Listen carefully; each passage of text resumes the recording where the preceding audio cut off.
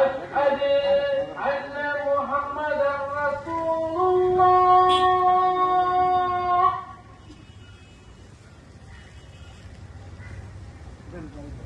حي على الصلاة.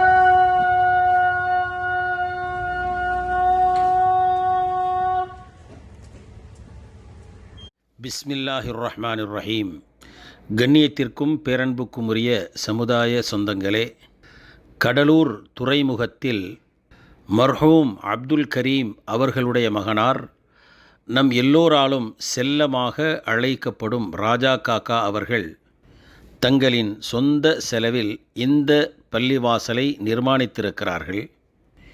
இந்த பள்ளிவாசலின் முக்கியமான சிறப்பம்சம் என்னவென்றால், ஒளி பொருந்திய மதீனத்துல் முனவ்வராவில் இருக்கக்கூடிய பல பள்ளிவாசல்களை அவர்கள் கவனித்து அந்த ஒரு அழகிய தோற்றத்தில் அமைக்கலாம் என்று ஒவ்வொரு இடத்திலும் மிகவும் கண்ணும் கருத்துமாக அதை கண்காணித்து மிக சிறப்பாக அழகிய தோற்றத்தில் இதை நிர்மாணித்திருக்கிறார்கள். எல்லாம் வல்ல இறைவன் ராஜா காக்கா அவர்களுக்கும் அவர்கள் குடும்பத்தார்களுக்கும் ஈருலக எல்லா நட்பாக்கியங்களும் தந்தருள்வானாக என்று மக்கத்துல் முக்கர்ரமாவிலிருந்து பிரார்த்தனை செய்கின்றேன். வஸ்ஸலாமு அலைக்கும். சகோதரர்களே, அல்லாஹ்வுடைய தூதர் நபி ஸல்லல்லாஹு அலைஹி வஸல்லம் அவர்கள் மக்காவிலிருந்து மதீனாவிற்கு வருகிறார். ஹிஜ்ரத் எல்லாருக்கும் தெரியும். மக்காவிலிருந்து மதீனா போனாங்கல்ல, அதுதான் ஹிஜ்ரத் அப்படிங்கிறது எல்லாருக்கும் தெரியும். அப்படி அவங்க மதீனாவுக்கு வந்த உடனே என்ன செய்யறாங்க அப்படின்னு பாத்தீங்கன்னா, ஒரு இடத்தை தேர்ந்தெடுக்கிறாங்க. அந்த இடம் தான் இப்போ மஸ்ஜித் நபவி இருக்குல்ல மதீனாவுல, அந்த இடம் அங்கதான் அந்த பள்ளிவாசல் அமைஞ்சிருக்கு. அப்ப அந்த இடம் பேரிச்சம்பழம் காய வைக்கக்கூடிய பேரிச்சம்பழம் களமாக இருந்தது. அந்த இடம் பேரிச்சம்பழம் எல்லாம் காய வைக்கிற நெல்லு காய வைக்கிற மாதிரி பேரிச்சம்பழங்களை எல்லாம் காய வைக்கக்கூடிய ஒரு இடம் பேரிச்சம்பழம் களம். அப்ப அந்த களத்தை அந்த இடத்தை பார்த்து ரசூல் ஸல்லல்லாஹு அலைஹி வஸல்லம் சொல்றாங்க, இது யாருடைய இடம் அப்படின்னு கேட்கிறாங்க. இது இந்த ரெண்டு சிறுவர்களுடைய, அதாவது சஹீல் சுஹை அப்படின்னு ரெண்டு அனாதை சிறுவர்களுடைய இடம் அப்படின்னு அல்லாஹ்வுடைய தூதருக்கு தெரிவிக்கப்படுது. ரசூல் ஸல்லல்லாஹு அலைஹி வஸல்லம் அந்த அனாதைகளை கூப்பிட விடுறாங்க. கூப்பிட விட்டுட்டு சொல்றாங்க, இந்த இடத்தை நீங்க பள்ளிவாசலுக்காக வேண்டி தரீங்களா?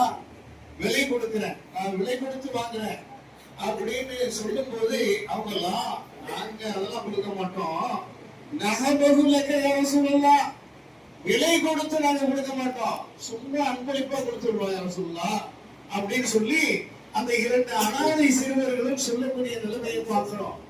அல்லாஹ்வுடைய தூதர் பணத்தை கொடுத்த காசு கொடுத்துட்டு அந்த இடத்தை வாங்குறாங்க. அவங்களுடைய சொந்த காசு சொந்தமாக கொடுத்து விட்டு அந்த பள்ளிவாசலை கட்டுவதற்காக வேண்டி அவர்கள் கல்களை சுமக்கிறார்கள். கட்டணும்ல பள்ளிவாசல் கல்லால கட்டணும்.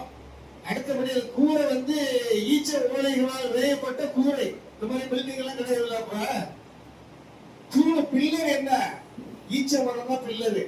அப்படியே வரிசை ஈச்ச மரத்தை நட்டு அப்படியே அவங்க அந்த கல்லால சுவர் எடுத்து மேல ஈச்ச ஓலை வேந்த கூரையாக அமைத்து அந்த பள்ளிவாசலை கட்டினார்கள்.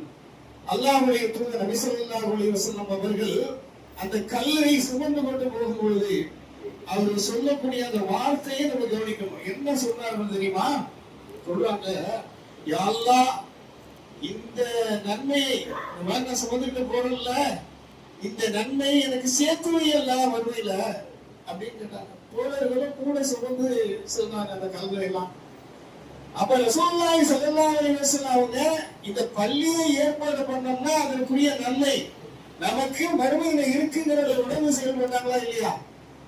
அந்த நல்ல பள்ளிவாசல் கண்டவங்களுக்கு கண்டிப்பா இருக்கும்.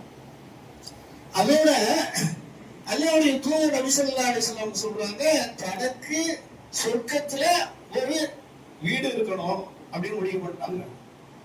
அத ரசூல் ஸல்லல்லாஹு அலைஹி வஸல்லம் சொல்றாங்க, மன்பனா லில்லாஹி மஸ்ஜிதன் பனல்லாஹு லஹு பைத்தன் பில் ஜன்னா, பைத்தன் பில் ஜன்னா.